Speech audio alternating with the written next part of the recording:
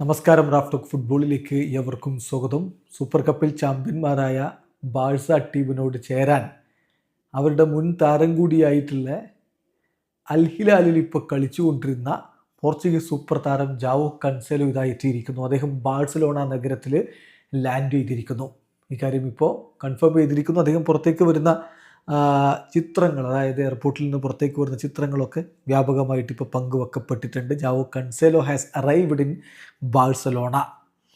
അപ്പോൾ കൻസെലോ ഇന്നലെ എത്താൻ വേണ്ടി കരുതിയതായിരുന്നു.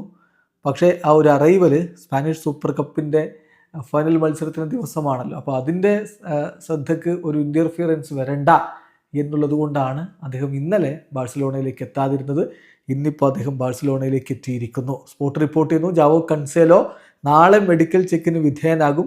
അതിനുശേഷം ബാഴ്സ പ്ലെയർ എന്ന രൂപത്തിൽ നാളെ അദ്ദേഹത്തെ പ്രസൻറ്റ് ചെയ്യും എന്നാണിപ്പോൾ സ്പോർട്ടിൻ്റെ റിപ്പോർട്ട്. ഏതായാലും ജാവോ കൻസെലോ FC ബാഴ്സലോണയിലേക്ക് എത്തുന്നു. അതിൻ്റെ ഭാഗമായിട്ട് അദ്ദേഹം ബാഴ്സലോണ നഗരത്തിൽ എത്തിക്കഴിഞ്ഞു. ബാക്കി കാര്യങ്ങൾ നാളെ ഒഫീഷ്യലായിട്ട് പ്രഖ്യാപനം വരും എന്നാണ് കരുതുന്നത്. 31കാരനായിട്ടുള്ള താരം നേരത്തെ ബാഴ്സലോണയ്ക്ക് വേണ്ടി കളിച്ചിട്ടുണ്ടായിരുന്നു. 2023-24 സീസണിൽ അദ്ദേഹം ലോണിൽ ബാഴ്സലോണയ്ക്ക് വേണ്ടി കളിച്ചതാണ്. 2024 അദ്ദേഹം അൽ ഹിലാലിലേക്ക് ചേക്കേറിയിരുന്നത്. വീഡിയോ അവസാനിക്കുന്നു.